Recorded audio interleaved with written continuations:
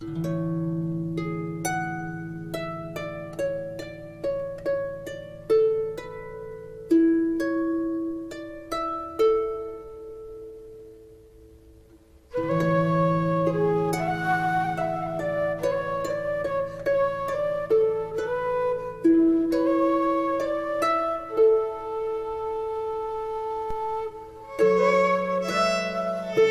on board the Dublin Bus City Tour. My name is Greg. I'm your driver and guide this morning. Now I know some of you... Now we just came into O'Connell Street. This is the main street here in Dublin City, named after Daniel O'Connell. I'll show you his monument towards the end of the street in a few minutes. The newest monument, however, in O'Connell Street, which I'm sure you've all noticed, is the big silver pole. The newest monument. It's called the Millennium Spire of Light, just up here on the front right-hand side. 120 metres high, put in place to mark the beginning of the third millennium. But as you know, here in Ireland, we're a little bit laid back. In fact, the spire was only put in place in 2003, 3 years late. But better late than never, as they say. It tapers from a 10-foot diameter base to a 10-centimetre tip of optical light, the Millennium Spire. And just past the spire, also on the right-hand side, you'll see the General Post Office, or GPO as it's more commonly known. This building here, the right, dates back to 1818, designed by Francis Johnson. And the building was made famous during the 1916 Easter Rising. The Proclamation of Independence was read at the front of the building by Porrick Pierce. He was one of the main leaders of the Rising. Much of the fighting of the Rising took place here in O'Connell Street, which we'll speak a little bit more about later on. Dublin City itself is on the east coast of the country.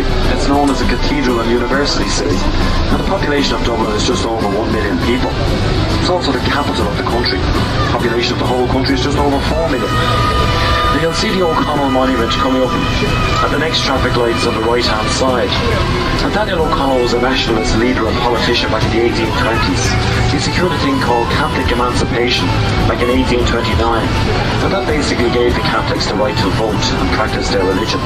There he is directly on the right-hand side, Daniel O'Connell. Now we're just leaving the north side of Dublin City.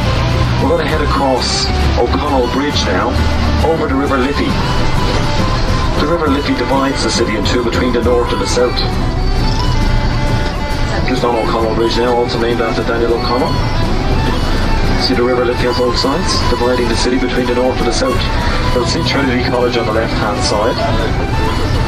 Trinity College itself was established back in 1592 by Queen Elizabeth I. And on display in Trinity College is Ireland's most famous book, called the Book of Kells. This is an illuminated manuscript. It was written by the monks in the 9th century. It covers the 4 Gospels written in Latin. It's on display in the library building of the college, Ireland's most famous book, the Book of Kells. Of course, the Book of Kells was not written in Ireland. It was written on the island of Iona, off the coast of Scotland.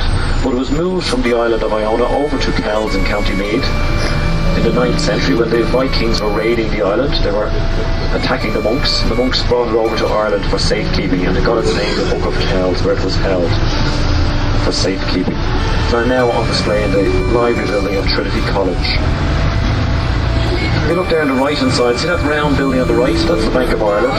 The building was the original Houses of Parliament. And you can go into the building and see the original Parliament rooms on display. It's free entry each day between 10 and 4. The name is a Georgian Square here in Dublin. Once a very popular place to live back in the Georgian period of Irish history. Daniel O'Connell lived on the square, W.B. Yeats, and also Oscar Wilde. Famous Irish poet and playwright Oscar Wilde. We're going to get down onto Merrion Square shortly. I'm going to show you. Now we're going to turn right here onto St. Stephen's Green. It's a Victorian park laid out around the 1870s. And as we turn here, we're going to see a monument coming up. It'll be on the left-hand side of the bus as we turn. It's a monument dedicated to Theobald Wolfe Tone.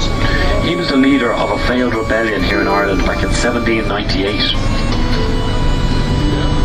You'll see it on the left-hand side as we turn here, the Wolfe Tone Monument.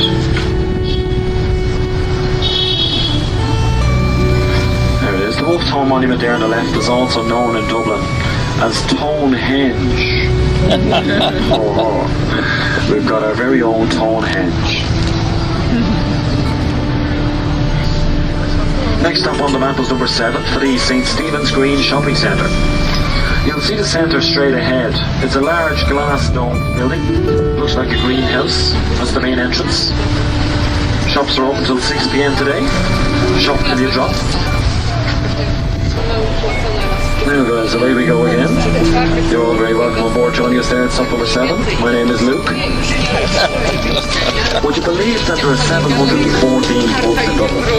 Yeah, 714 pubs just for the visitors to the city. Because you know the Dublin people don't drink that much. But just for you guys. 714 bars. The called pubs. Also coming up on the right hand side you're going to see St. Anne's Church with the red doors. They like red doors here in Dawson Street. You'll see St. Anne's coming up on the right hand side. The church itself dates back to 1707. 301 years old. Many famous people have got married in St. Anne's Church. The first president of Ireland, Douglas Hyde, and also a man by the name of Bram Stoker. Bram Stoker was the famous author of the horror story Dracula. He got married in St. Anne's Church back in 1878. And of course, some people say he only got the idea for the horror stories after he got married. Good old Bram Stoker. Some people say that. I don't say it. I'm just telling you what other people say. On the way we're going to see the Molly Malone statue. You know Molly Malone. She's from the famous Irish folk song. She sold cockles and mussels by day, and she sold herself by night, because she was a lady of the night. Now I believe some of the drivers might even sing to you at this stage of the tour. They'll give you a few bars of Molly Malone. Well, I'm not going to do that, because my job's to keep you on the bus. If I start singing, you're all guaranteed to get off at the next stop. That's how bad I am. But I will show you the statue of Molly Malone anyway. As we go around the corner here, she'll be down on the right hand side as we come up to the next junction. You'll notice Molly Malone pushing her cart, and she's known in Dublin as the tart with the cart. The tart with the cart. Just as we go through the next junction, look at the right hand side. The tart with the cart. Deep breath. Look here on the right hand side. This is the Central Bank of Ireland, the headquarters of the banking system here in the country. Central Bank. And also along on the right hand side you're going to see all the small cobbled streets of Temple Bar. Temple Bar runs along here on the right hand side. It gets its name from Sir William Temple. He was the sheriff of the city back in the 1600s. And the word bar means a riverside pathway. There's a pathway that runs parallel to the River Liffey, just beyond those buildings on the right. And Temple Bar runs along the Liffey for about 3/4 of a mile or so. It's a very popular tourist and cultural area now. Quiet enough during the day, but lively in the evening time. Check it out. All along here on the right. Officially. No, not Greg officially. Just Greg. Now we're going to visit a couple of medieval cathedrals now. The first one is officially known as the Cathedral of the Holy Trinity, and more commonly known as Christ Church Cathedral. As we turn left here, there's a nice pub on the left hand side called the Bull and Castle. You get some nice food in there, as for Jeff. And as we turn, you'll see on the right hand side Christ Church Cathedral. Christ Church was originally a wooden structure back in 1038, and it was rebuilt in stone between 1170 and 1220. Rebuilt by Richard de Clare, the Earl of Pembroke, and he's better known as Strongbow. You can see the tomb of Strongbow outside the cathedral. In fact, the crypt in Christ Church Cathedral is the largest crypt in Ireland. Also there on the right hand side you have the red vertical banners of the Dublinia exhibition.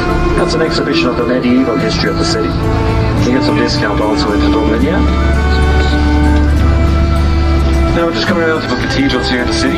Coming up shortly on the left, the beautiful St. Patrick's Cathedral. St. Patrick's was built around 1190 by Archbishop John Comyn, and it is said that it was built beside a sacred well where St. Patrick himself baptized converts to Christianity back in the 5th century. You will see St. Patrick's Park coming up here on the left hand side. This is where the well is said to have been. And the original capstones from St. Patrick's Well were found in the park here back in 1901 during the restoration of the park. And those capstones are now on display inside the cathedral itself. St. Patrick arrived here in Ireland back in AD 432. Exactly 1,000 years later, they established the St. Patrick's Cathedral Choir School